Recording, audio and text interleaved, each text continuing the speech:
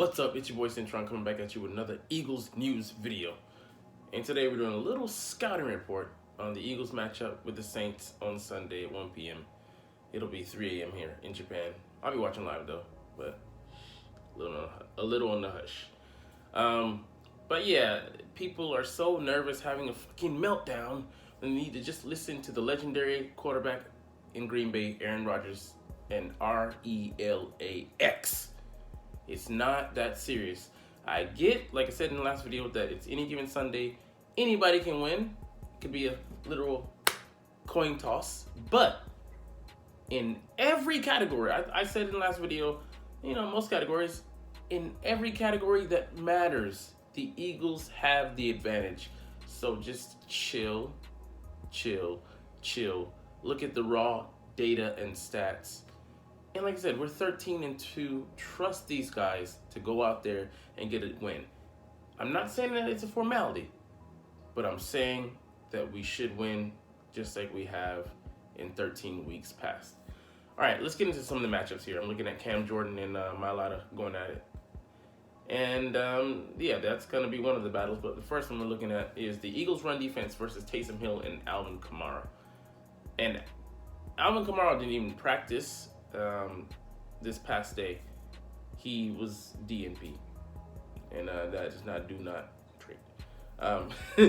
But he did not practice, so that leaves his availability up in the air. So with him and Chris Olave's availability being called into question, Taysom Hill is elevated to their top offensive threat, and he may be a part-time tight end, part-time running back, part-time returner, a special teamer, and a part-time quarterback with a threat to run. But he's only one man, and he's a poor man's Justin Fields, and not even that. If we can just key in on him, that singularity narrows the focus and allows them to make that offense super one-dimensional. So if that's all they have to throw at us with, some other backup running back in the fray, I'll take the Eagles' chances with them having shut down Zeke and Pollard this past weekend.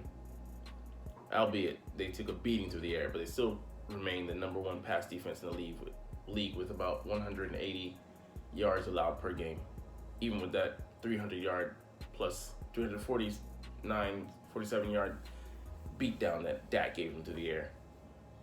Thanks to Jonathan Gannon.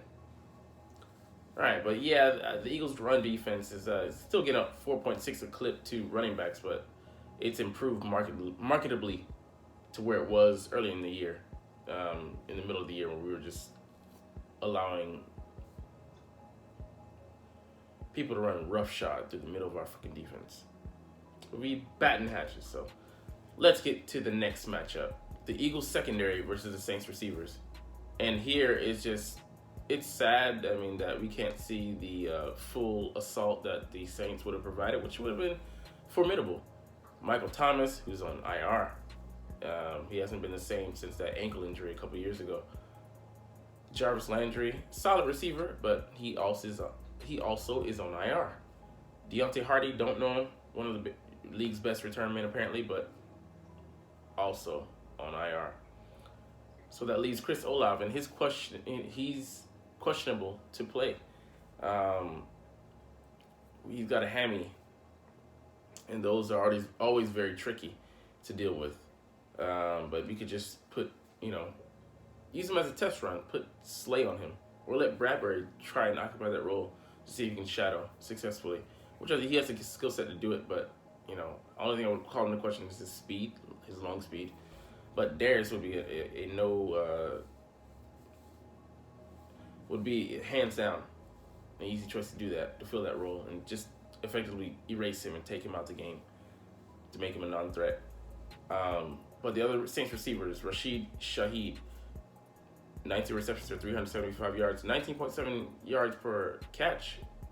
But still, if that's your biggest threat, then yeah, can also just let, whoever on the right side, Bradbury, whoever, take care of him. Tre'Quan Smith, 18 for 272 and 15.1. And Marquez Callaway, 16 for 158 and 9.9, which is low. But he's like a more possession receiver, so that doesn't scare me at all. And they all have 4 touchdowns in between them. So, yeah, the tight end, Juwan Johnson, who was a former receiver, has 7 touchdown receptions on the year. And our linebackers can be up and down in their performance against the tight ends. So it's famine or feast with us, really. But even then, like I said, it's a singular threat. And across the board, I still like our odds. TJ Edwards has been solid in coverage. And last week, Kazir White gets to pick up his game. He grabbed at a towel last week, and it was a piss poor effort that led to might have been not Blake Jarwin, might have been Dalton Schultz, but I think it was the rookie Ferguson who got downfield for like a 20-yard gain. And that's inexcusable. Be sure when you're going in for the tackle that you're grasping not at air. You're getting 2 hands around, wrapping up. Simple. That's fundamental. That's basic. That's training camp type shit. So that was embarrassing. But he's their best red zone threat, that tight end there, who's a converted receiver. And matchup number 3, where might the Eagles go feasting? Man, that line is looking awfully porous. Looks like their center, Eric McCoy, could hold up. And Ryan Ramczyk, I don't even know if I'm saying that correctly, but he's a solid right tackle, not in the class of Lane, but he's not going to be a liability. But that left tackle, left guard, and right guard can all be had. And we all know we have 4 linemen on the verge of having 10 sacks and setting NFL history by reaching that benchmark. Brandon Graham is the only one who hasn't reached double-digit sacks. He needs 1 more to graduate from 9, which would set a new career high for him with 10 sacks. He's never had double-digit sacks. So, their left tackle, he's a replacement of a guy that, he got hurt. Andrews is a replacement for Pete, who's hurt. And, it just doesn't look good for them. So let's see if Gannon will run a stunt more than 2 times, because every time we run a stunt, it seems to be successful. We get home, play those twists and stunts and games up front. And, I'm not worried. Like I said last video, I'm not worried about Gannon in these small-time games and these games against opponents that are inferior that we should beat and beat handily. It's games like the Cowboys, it's games like the Vikings, it's games like the 49ers, if we were to play them, that I want to see how he coaches in those games. Not coaching scared like he does, but trusting your players to execute.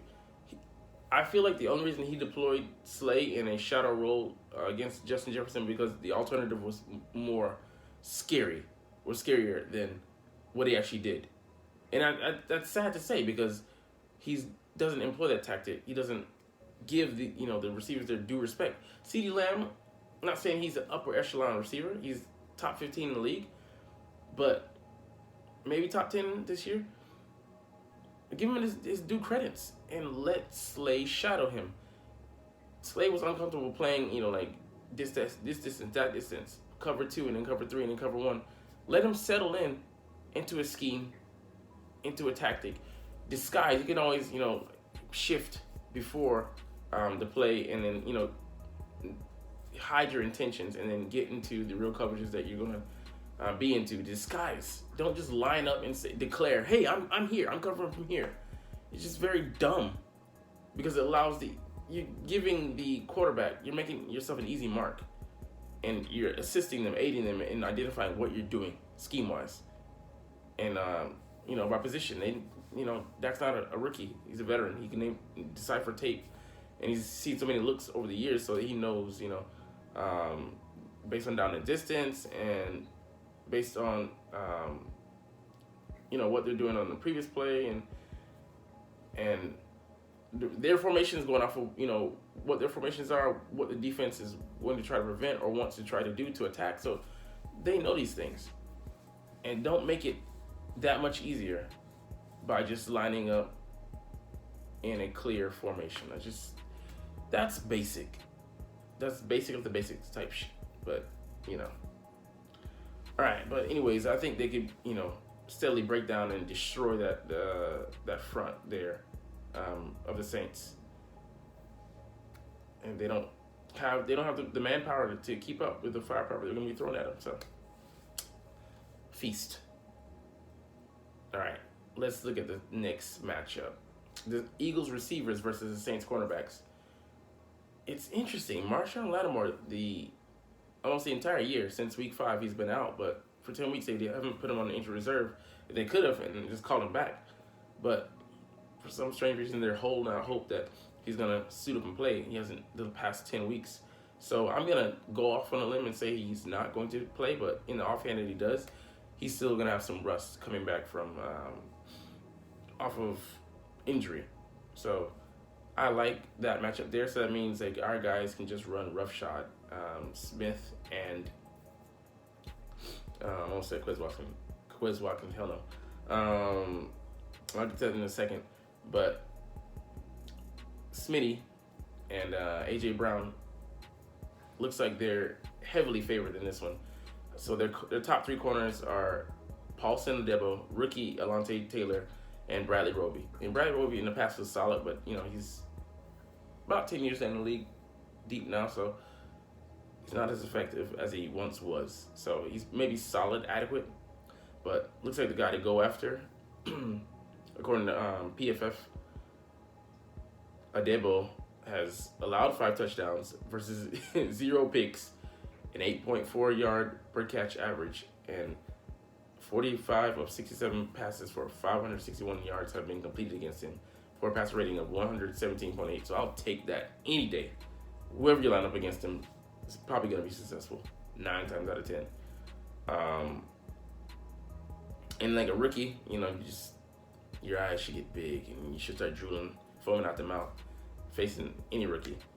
And like I said, Bradley Roby, serviceable, but I haven't heard his name accolades-wise this year, so it means he's probably just a jag, just another guy out there. But yeah, I like that matchup. Most Sundays I'm going to like our matchup. Because even if you have, not too many people have good corners across the board. You need 3 at least. Your slot, your nickel guy being the third guy, which is turned into like almost a starting position because lots of teams deploy 3 wide receiver sets and 4 and 5 on occasion as well. Dallas likes that empty set to just spread out the team, spread out the defense, and just have them, just have more space to operate in, and have the defense more declare what they're going to do. Just easy pickings. Gives the quarterback better eyesight. But yeah, it's just favorable. So even if you lock down one guy, the other guy can just explode all over you. Pause. But the last matchup we're going to look at here, Cameron Jordan versus Jack Driscoll. And we all know that Lane Johnson is going to be out. He's out for the rest of the regular season, and he's coming back in the playoffs. But even then, he's torn a tendon in his abdomen. I don't like his odds, to be honest. I'm just being honest here. I'm not trying to be a Debbie Downer or a fair weather fan, because I'm going to be realistic and not optimistic. I can be optimistic, but I'm going to be realistic on the chances of someone playing or like their effectiveness or whatever. Never going to bullshit you. But that's at least 6 to 8 week healing process. I think I want to say naturally, and then like for surgery it's like 10 to 12 weeks.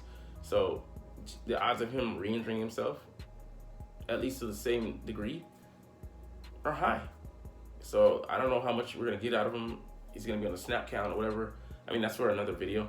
But Jack Driscoll, he's gonna have a full week of practice this time, as well as Josiah Scott. So we'll see how effective he can be. But I want them to bring in Crevon LeBlanc off the bench, off the at-home bench.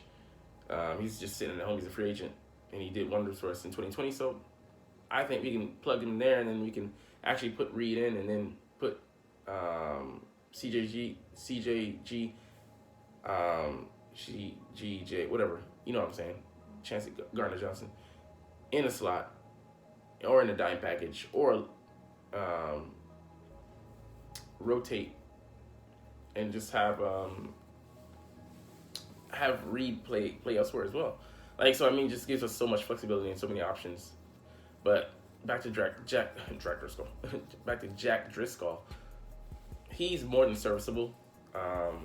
He can be solid. So I want to see how he holds up, especially against Cameron Jordan. Has a low 5.5 sacks this season, but he's still formidable. He's still nice. Still a solid pass rusher out there. And I want to see how he holds up against him. I think that will give us some insight into how he would fare. And, of course, we would give him some help. Chip, running backs, tight ends, maybe heavier sets. And also, draws and screens and things like that to assist the blocking over there. But I think we go with Gardner Minshew.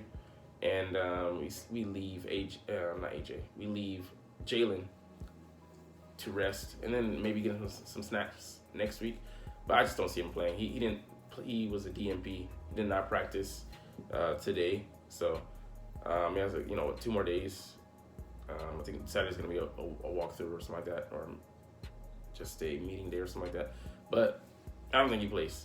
I think we just reserved him anyway. So, and that's it for the matchups today. We're gonna look at it. But any questions, concerns? Yeah, I just love talking Eagles. So, getting out of here. Thanks for coming. Fly, Eagles, fly. Let's go. Like, comment, share, and subscribe if you like. Thanks for watching. Check me out at Cintron Anime, Cintron Life, or Cintron Laughs, or other social media.